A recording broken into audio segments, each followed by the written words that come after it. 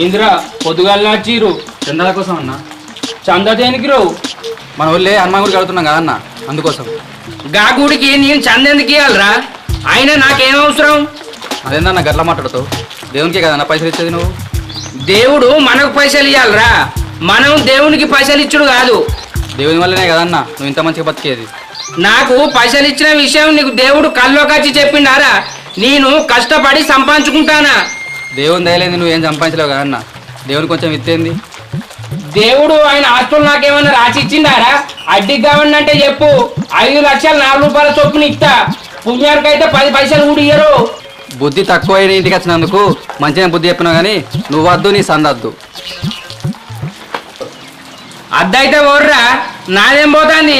పొద్దు పొద్దున వచ్చి నిద్ర ఎడగొట్టిర్ని.